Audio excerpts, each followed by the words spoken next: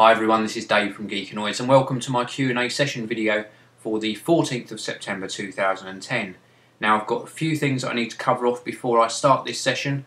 The first thing is there won't be a Q&A session video for next week, but there will be one the week after, so 2 weeks before the next Q&A session video.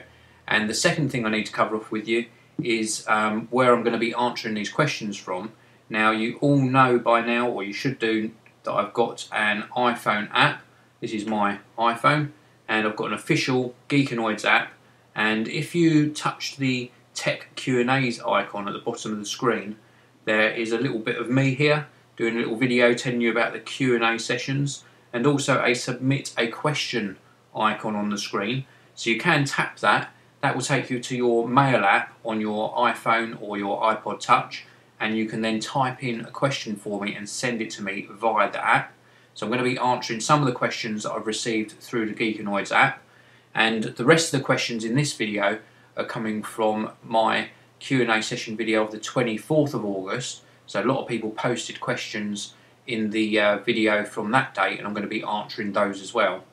So let's take some of the questions, and I won't be able to get through them all because I'm getting so many questions lately, but hopefully I'll be able to answer as many as I can.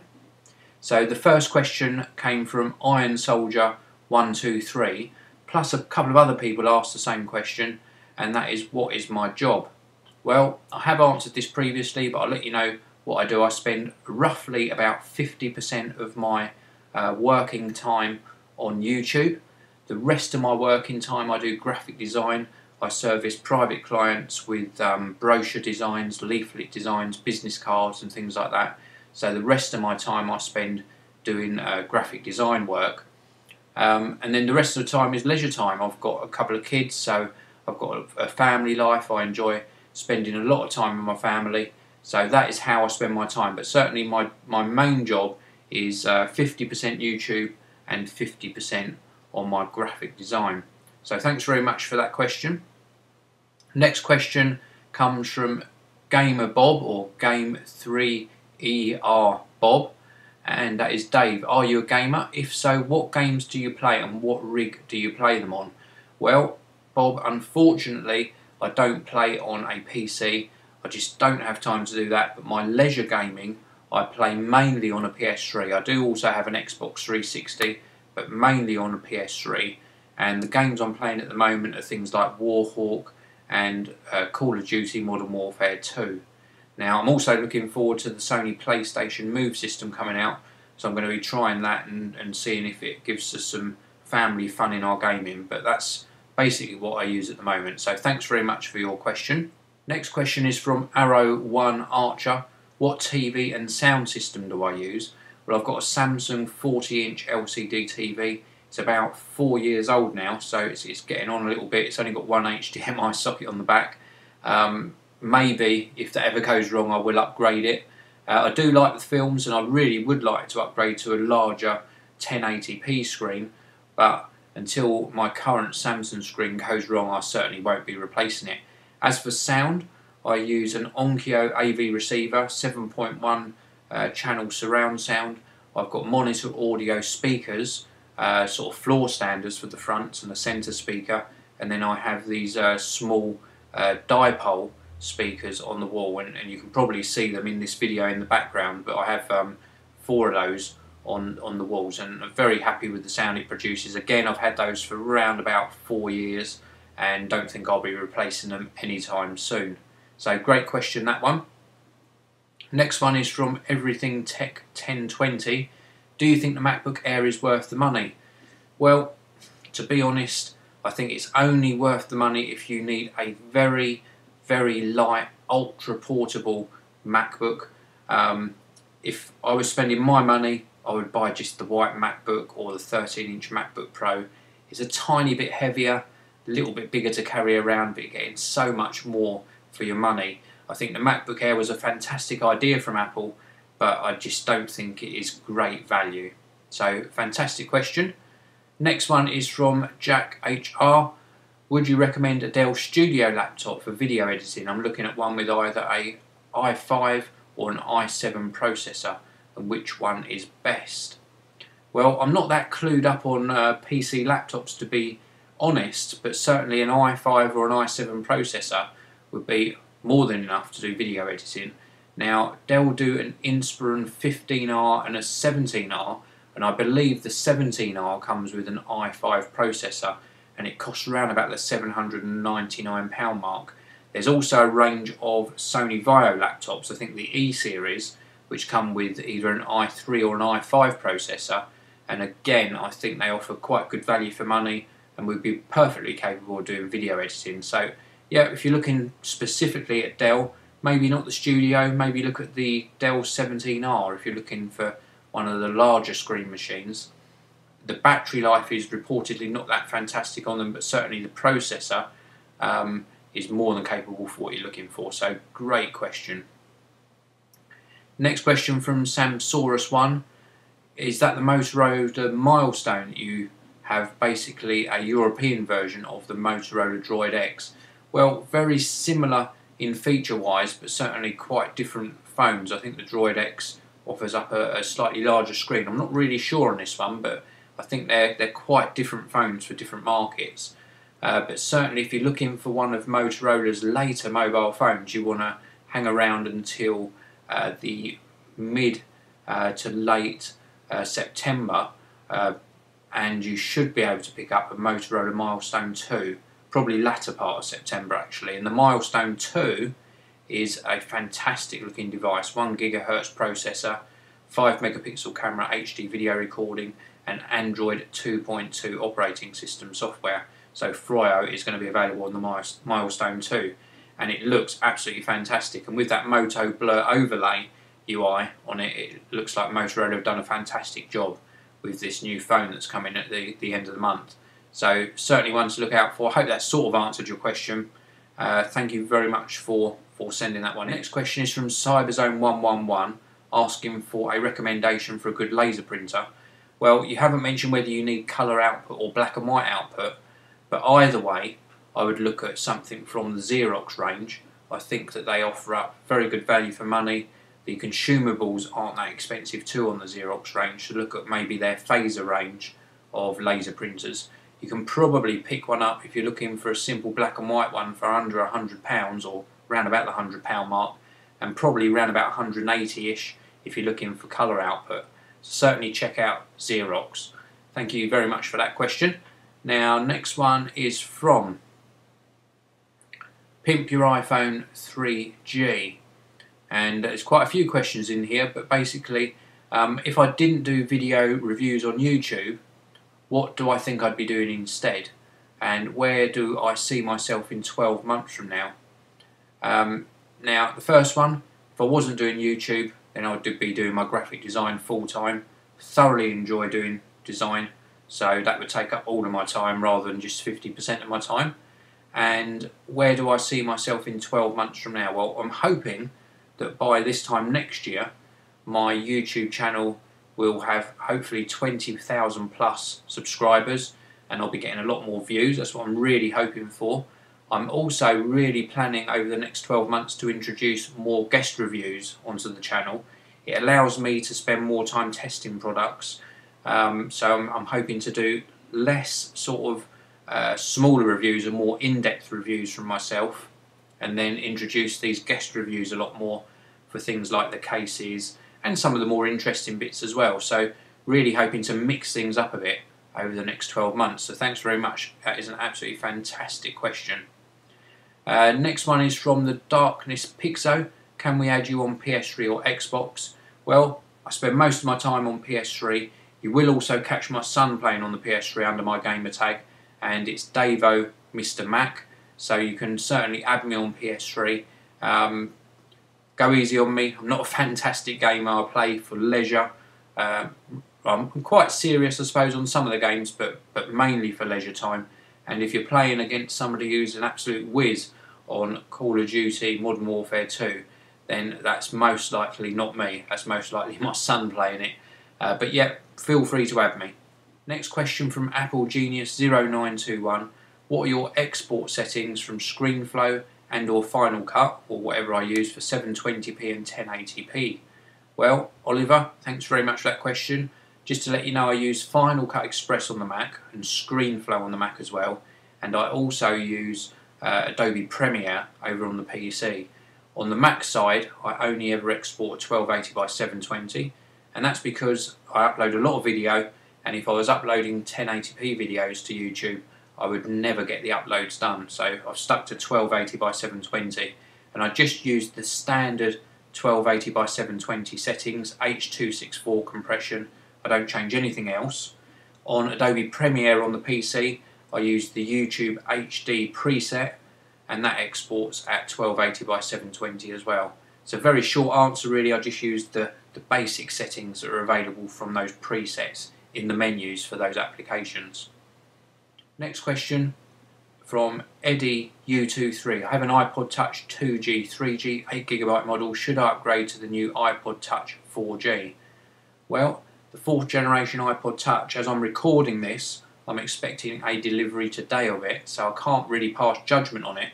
But what I would say is, if you're really looking for maybe upgrading the capacity, if you're interested in doing some HD video and snapping the odd photo, then the 4th generation iPod Touch obviously does offer up those features, so that is a good reason to upgrade. It also has a Retina display, so a much higher resolution display.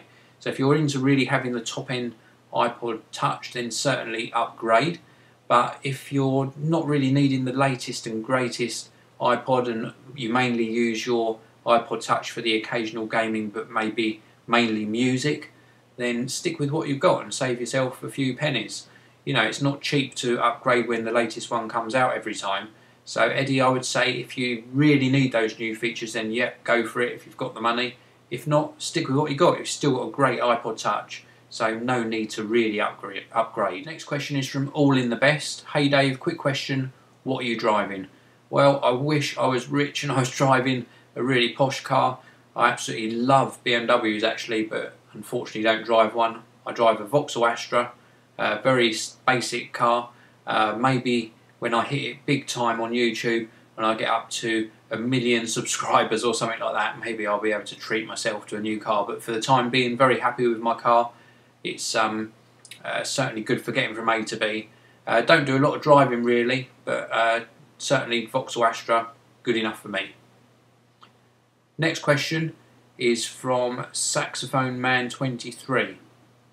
I've never used iChat before, so don't know if this would work, but would they ever enable FaceTime to work with Macs as well, so you could do video calls between iPhone 4s, Macs and maybe iPod Touches? Well, since you posted this question a couple of weeks ago, you probably found out the answer to this. Well, the 4th gen iPod Touch is going to offer FaceTime through the front-facing camera, and you're going to have an iPod Touch app for FaceTime, and it will connect via your Apple ID to other users.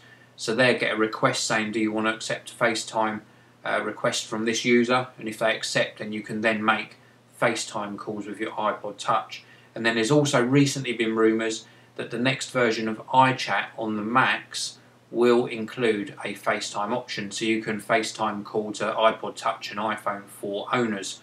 So yeah, it's certainly coming. I think it's going to open up a whole new arena of face-to-face video calling with people, and I'm really looking forward to it. Next question comes from Simfelin23. Apple are having trouble producing the white iPhone 4. Are they using this to disguise the release of a black iPhone 4 with the antenna fix or redesign? Well, who knows? I don't think that's the case. I think they've more got issues with the adhesive that they use between the Retina display and the front of the iPhone. I think that is the issue with it not giving a consistent colour. But I do think your mention of a fix for the antenna issue will be coming. We've got the end of September till this case program ends with the iPhone 4, and I think soon after that, I'm pretty sure, it's only a guess, but you might see new iPhones filtering through, completely the same design, but with a slight redesign internally on that antenna. And I think it will resolve, not all, but I think it will certainly improve the antenna issue and take away this bit where you can bridge that gap and make those signal bars rapidly drop on the iPhone 4. So that is a very good question. Thank you very much for that. Next question from Jamie Bills. Would Final Cut Pro 7 work on a Mac Mini 2010 model? Well, I can't answer that because I haven't tried it, but Final Cut Express does work, and it's got very similar system requirements. So I can't say for sure, but I've certainly had Final Cut Express working on a 2010 Mac Mini, and also even a 2008 Mac Mini as well. So it's very likely that it will work. So fantastic question. Next question is from the Darkness Pixo again. I'm doing web design and want to be able to do my work, edit documents, etc. on the train, but don't want something as big as a laptop. What hardware do you recommend? Well, I think you're pointing sort of towards the iPad, but I don't think that would be good enough for doing web design. I think the user interface and using the touchscreen for doing web design isn't really ideal. So I would be looking at maybe a 13 or 14 inch laptop. You could get away with something like a white MacBook or something from the Sony Vaio E range. They do a really nice 14 inch version of their laptop, and either of those two would do very well. I know you said you didn't want something as big as a laptop, I just don't think any of these tablet type devices or a netbook would be sufficient. The next question is from the Master Sunny. Hey Dave, just wondering, what is the most powerful computer, Mac or PC, you've ever used? Well, the most powerful one is my current PC. It's a Core i7 with a 2TB RAID hard drive system in it, the one that you saw me build in my PC build series of videos, and that is the most powerful one that I've ever used. So next question comes from WS Landry. Great Q&A, Dave, so just keep up the good work. How about a review of the BlackBerry 9700? What do you think of the Panasonic TM700 32GB integrated memory 3MOS Full HD cam? Wow, that's a mouthful, but very good questions. The BlackBerry 9700, I will be bringing you a review of that. I'm going to try my hardest to get hold of a review handset. I just reviewed about a week ago the first BlackBerry ever that I've done on the channel, the BlackBerry Pearl 9105, and I want to follow that up with a review of the 9700 Torch. So keep an eye on the channel, and I will try my hardest to bring a review of that to the channel. And then the other question is very, very valid, the TM700 from Panasonic.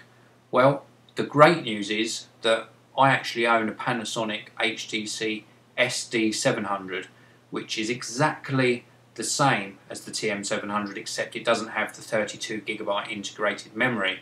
It purely works off of SD card memory. But apart from that, it's identical in every other respect. And the videos that you're seeing filter through onto the channel now and over the next month are all shot on the SD700. It is a fantastic camcorder. I've been extremely pleased with it. Some people have mentioned problems with fan noise. Yes, there is a fan there and it does kick in from time to time, but I haven't heard it actually record the audio of the fan, so I think that's a non-issue. The optics on it, absolutely superb. I stuck a UV filter on the front of mine just to protect the lens, but the lens is one of these ones that actually closes down when you switch the camera off, so it's got a good amount of protection anyway. The controls are awesome, the touchscreen and the actual display is brilliant. The microphone pickup, also very good, nice clear audio, and it works in either 2-channel stereo or 5.1 surround. So very, very good camcorder, and I'm really enjoying it a lot. So I can actually highly recommend that already. Although I haven't done a review of it on the channel, you will see a lot of my videos produced with it, and I'm really, really pleased with both the audio and of course the picture quality. So next question is from Y2J Matrix 94. Dave, regarding the comment about the January 2011 iPhone, I think he may have been referring to the often rumoured CDMA iPhone for Verizon here in the US. Engadget and other Mac rumour sites have been tossing January around as a possible launch date. Well, yep, that is true. There is a rumoured CDMA version of the iPhone 4 due out for Verizon in the US in January, and I think that will happen, but I do also think there is going to be a revision to the iPhone 4 to tackle this antenna issue. So keep your eyes peeled for that. I think it'll be a silent thing, and by January, if they do launch a CDMA version, I think the antenna issues will be a thing of the past. Next question is from Rybread761. When did you become a YouTube partner? But I think it was roughly about 11 months ago. I can't be sure on that, but I would say roughly about 11 months ago I became a YouTube partner, and very happy that I am, and that's thanks to all you guys for watching my videos, so thank you very much for that question and for watching my videos. Next question is from Stige K. Do you use any photo editing processing software such as Aperture, Photoshop or Lightroom? Well, I have experimented with Lightroom, didn't get on with it. I have used Aperture, I like it a lot for managing my photo libraries, but for the main part I use iPhoto for managing all my family photos, and I use Photoshop for any of my editing. Don't know why, but Photoshop is just like second nature to me. It's from my graphic design background as well, and I like it a lot. It's a very powerful image editing program and highly recommended. Next question is from Max Discos. Dave, what are those black square objects on the wall behind you? LCDs or speakers? If so, what make, model? Well, Max, I sort of answered this earlier on in the video when somebody was asking me what TV and surround sound setup I had. They are monitor audio dipole speakers, and I've got 4 of them. I've got 7.1 set up. Very, very pleased with them. I think they're from their silver range, and they just produce very, very nice sound, and they're all timbre matched as well, so you get a nice sort of seamless surround sound from them. So very, very happy with them, but in answer to your question, they are speakers, not LCDs. J Santana next, 319. Dave, this is a rough question, but what is your favourite Apple device? The one that you use most and the most comfortable? Well, I've actually got 2. One of them is my iMac 24-inch. I think that's my favourite device because I've used it for the greatest length of time. I like the size of the 24-inch screen. I like the way it performs, and I was very sad when Apple stopped doing a 24-inch iMac.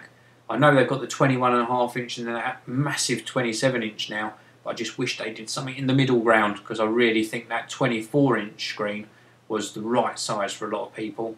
And then the latest bit of kit that I like from Apple is the Magic Trackpad. I'm still using this exclusively on my Mac. I haven't used a mouse since the initial couple of days of getting used to this. The mouse has gone away, so I've been using the Magic Trackpad exclusively since then, and I'd say it's one of my favourite bits of Apple equipment from recent months that they've launched. So great question. Next question is from Hunsua. Which antivirus do I use? Well, to be honest, I don't really use any. I did install Intego antivirus, but I don't really use it, and the reason for that is there's not a lot of viruses on the Mac. I don't really go to websites where I'm going to download dodgy material, so I don't really see the need for it. If I get an email with an attachment on that I don't know who it's come from, I don't open it, so I don't see that there's a great risk, and I don't see the real need for running it at the moment, although that might well change in the future. Next question from the Don Atlantic. Why won't companies let you keep the stuff you review?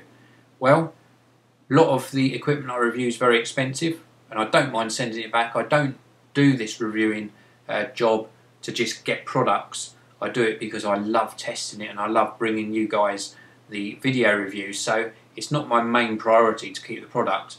But that said, I do get to keep the odd iPhone 4 case, iPod cases, little accessories, and I give those away in a lot of my giveaways anyway, so it's not a priority for me, and I think they don't let me keep it, because if they were saying to me, here is, I don't know, a £500 video camera, you can keep it, but review it, you know, tell us what you think of it. There's a big chance if a reviewer was given that scenario, then they're going to say good things about the product, and I like to keep my reviews completely unbiased. So the fact that I know the product's going back, I'm going to really test it properly and tell you the truth about it. So just me personally, I'm happy with it how it is. Next question is from Adams Bill 1, and there's a couple of questions from this same viewer.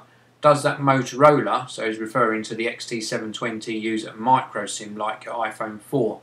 Well, no, it doesn't, but what I did when I cut down my SIM card to the iPhone 4 size was you get these sort of dual size SIMs in a lot of packs. This one's an O2 one. I've got a little bit of sticky tape on the back, so when I use it in a different phone I just stick the micro SIM in the middle section here, and then it becomes a full size SIM card again. So the answer to your question is the Motorola uses a full-size SIM, but I use the same SIM card and just adapt it to whatever size I need. So a little tip for you there: if you're using a couple of different phones, then just get hold of a little adapter, and you can use your SIM card in either one. And the next question was from Adams Bill 1 as well. Are you getting your iPad back, or have you had enough of it? Well, to be honest, I sort of grew tired of the iPad. I'm extremely busy doing the reviews, so I don't get a lot of time to play with apps. And I just found that for the most part it was sitting there unused. And believe it or not, I'm not mega rich. I couldn't really afford to keep an iPad, an iPod Touch and an iPhone. I would love to. I'd love to have all of the gadgets, you know, ready to test with various cases and things all the time. But when I had to choose between one or two bits, then it was the iPad that I decided to give up. Now the next batch of questions I'm actually answering from viewers that have sent in tech Q&A questions from my iPhone app. So the first one of this next batch is from Bill, and he asks that he's buying a new laptop in the near future. Currently owns a Samsung R519, which has a Pentium T4200 processor, etc, etc. Obviously want a MacBook or MacBook Pro. I download a lot of films off iTunes on my laptop and it takes ages. Will a MacBook download them a lot quicker, or would I recommend any other brands? Well, to be honest, the absolutely straightforward answer to this question is it doesn't really matter what laptop you have. To a certain degree, if you're buying a modern laptop, they will both download either a Mac or a PC, your files equally as quickly. The speed at which it downloads is down to your internet connection, so you need to have a fast connection on your internet by your service provider, and also the type of connection you're having. Are you connecting wirelessly, or are you connecting to your internet via Ethernet? So those two factors have more effect on the download speed than the make or brand of laptop that you're buying. So I would concentrate on just checking that you've got the fastest internet connection that you can afford or that you can get in your area, and then look at which laptop you want to buy. As for recommending one, then because I'm a Mac fanboy, I'm obviously going to recommend a MacBook or a MacBook Pro. So thanks very much for your question, Bill. Next question is from Rob, and this again was from my iPhone app, and he asks, I watch your channel and was thinking of getting an iPad. Is it any good? Well, you'll have heard just a few questions back that I gave up my iPad because I grew tired of it, but it is a fantastic device. It's brilliant for playing games on, excellent for reading on. You can get a lot of magazine subscriptions and things like that on it, and it's superb for just using some utility software. You can even type on it, doing emails, browsing, watching films, so it's great for a lot of things. So if you're into that sort of thing and you want the latest Apple product, then certainly it is a very, very good device. So thanks very much for your question. Next question is from Richard Anderson. How much is it in the UK for Apple developer tools? Well, I think if you're referring to developing for the iPhone and iPod Touch, I think it's £59 a year, and that gains you access to their developer program. So thanks very much for that question. Next one is from Kenta. Are you ever aware of conserving energy and protecting the environment? I know you use a lot of gadgets and Macs that have energy saving settings, but other than that, do you think you are helping protect the environment or the opposite? Well, very good question really, and I really want to thank you for posing that one. The Mac is great for green credentials, and I do set my energy saving control panel to sleep the Mac when possible, to shut the hard drives down when possible. I do the same on my laptop. I also use these energy saving plugs, so I can actually switch things off so they're not in standby when they're not being used, and I think they're great. They're little plugs that go into the wall socket, then you plug your device in. You've got a little remote control so you can actually switch them off and not leave all your stuff in standby. So I think that's a great way of helping control the amount of energy that you use. So thanks very much, Kenta, for your question. Next question is from iJoshua N. Hey Dave, I've just downloaded your app, thanks very much, and was wondering if you do shout outs. If so, could you please mention me in one of your videos? Well, Joshua N, you just got your shout out. I do know about your channel. There's some great videos if you want to check out Joshua N's channel. Thanks very much for getting in touch. Next question is from Dougie Mallet. Have you ever broken any gadgets that you tested? Well, to be honest, Dougie, no, I haven't broken anything. I have had one gadget that didn't work. It was a Uniross charger that charged via solar power, and I couldn't get it to work very well, so I didn't review it. So, no, but never broken anything. Next question is from George. George asks what home cinema setup I've got. Well, I answered that one earlier in the video, so hopefully that answers your first question. Next one is that I keep getting these calls on my iPhone. They keep calling me, I don't know who they are. Is there a way to block them on the iPhone itself? Well, George, I'm not entirely sure on this one, so I'm going to open this up to the rest of my viewers. So please, if you've got an answer on how you can block calls like that on your iPhone 4 or your iPhone, he doesn't actually specify which one, then please do leave a response in the comments for George with any ideas you've got on how to block those calls. Next question is from Cindy. Sometimes my iPhone 3GS doesn't ring, it goes straight to voicemail. Why is that? If I restore my phone, I will lose data in my third-party apps such as Grocery IQ. Any questions, suggestions? So Cindy, I take it you're saying you don't want to do a restore because you might lose some data. Well, if it doesn't ring, could be two things. Could be that you've knocked the silencer switch to the on position, so you're not getting a visible ringtone, or it could be that you're just out of a signal. So it could be that you're in a very poor reception area and it's going direct to voicemail. Other than that, not really sure, but it's probably one of those two things. Now the last question for this Q&A session video is from Andrew. What's the best iPhone 4 case? Well, Andrew, I'm going to sort of cheat you a little bit this time.